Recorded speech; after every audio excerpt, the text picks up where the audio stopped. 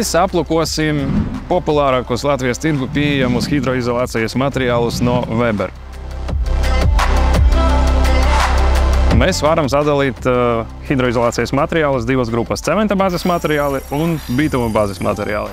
Divi populārākie sausie maisījumi – Weber TEC 824 un Weber TEC 930. Abi divi ir rūpnīciski sagatavoti būvmaisījumi, gan vienam, gan otram ir nepieciešams pievienot attiecīgu ūdens daudzumu, lai sagatavotu javu hidroizolāciju. Nepieciešamais ūdens daudzums ir uzrakstīts uz iepakojumiem. Pārsvarā šo materiālu Weber TEC 930 mēs izmantojam pagrabos pret negatīvā ūdens spiedienā, iestrādājas ar maklavīci vai ar špakteļu lāpsteņu, un ir nepieciešamas vismaz divas iestrādes kārtas.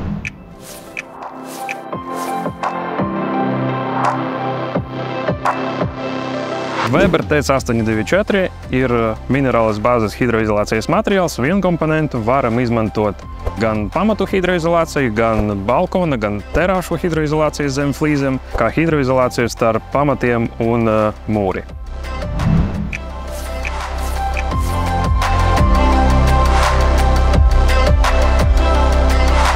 Galvenā atšķirība šiem produktiem – šis produkts ir neelastīgs, Weber TEC 824 ir elastīga cementa bāzes hidroizolācija.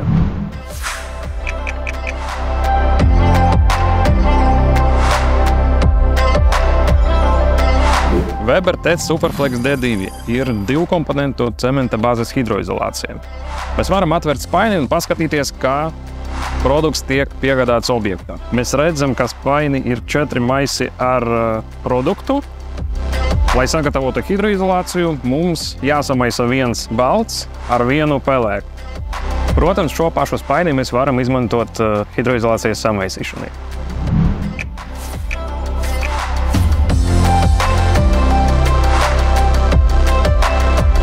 Vēlreiz apkoposim, kādos gadījumos kādu no šiem produktiem izvēlēties.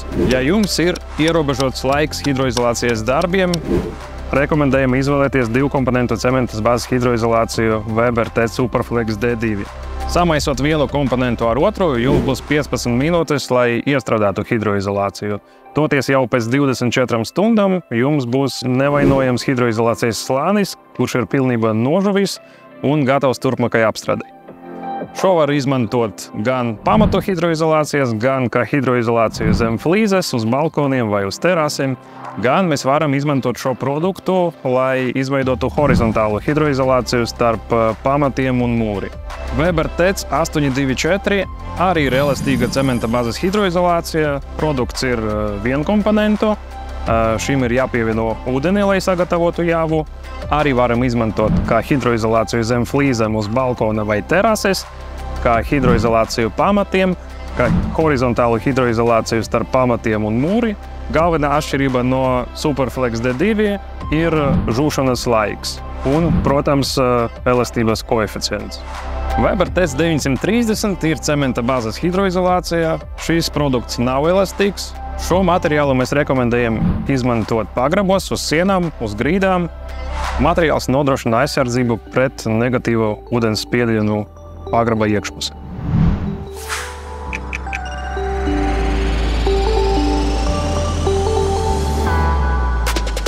Kas attiecas uz populārākiem bituma bāzes materiāliem, tad šeit mēs redzam 3 produktus. Weber TEC 901, kas ir grunts pamatnes sagatavošanai, Weber TEC 915 un Weber TEC Superflex 10. Abi divi bituma bāzes hidroizolācijas materiāli. Weber TEC 915 ir vienkomponentu materiāls, respektīvi iekšā spainī mums ir tikai bituma masa un atsevišķi otro komponentu cietinātāju mēs varam piepirkt un pievienot klāt, lai samazinātu žūšanas laiku.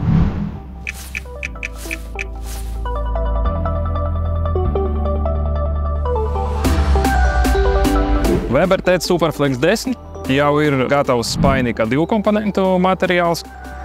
Otrais komponents nāk iekšā spainī, kuru pēc tam pirms izmantošanas samikse kopā ar bitumu masu. Spainī tas izskatās šādi. Augšā mums ir sausais pulveris. Šo pulveri mēs iemaisām iekšā bituma masā.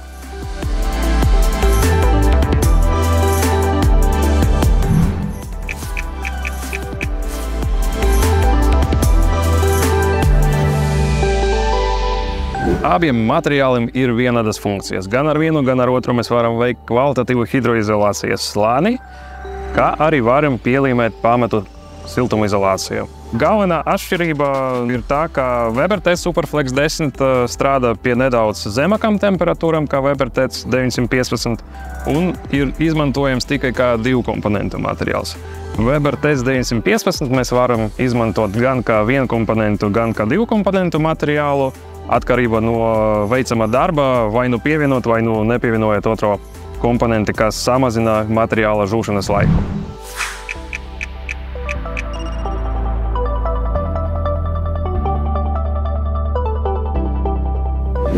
WeberTech 901 ir grunts, kas ir nepieciešama pamatnes sagatavošanai, veicot hidroizolāciju ar WeberTech 915 vai Superflex 10 hidroizolāciju. Spainī uz objektu tiek piegādāts koncentrēts materiāls, mēs varam viņu šķaidīt ar ūdeni.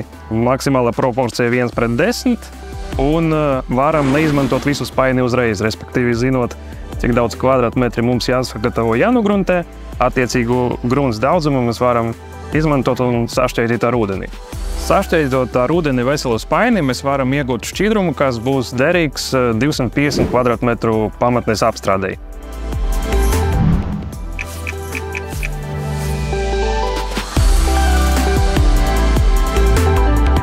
Tātad apkopojot visu informāciju par bituma materiāliem. WeberTech 901 ir grunts pamatnes sagatavošanai, lai mēs varētu strādāt vai nu ar 915, vai nu ar Superflex 10.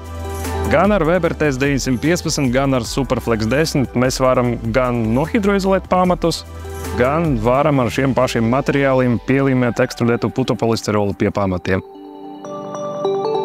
Šajā video mēs esam aplūkojuši vairākus Weber hidroizolācijas risinājumus. Atrast vairāk informācijas jūs varēsiet mūsu mājaslapā lv.weber.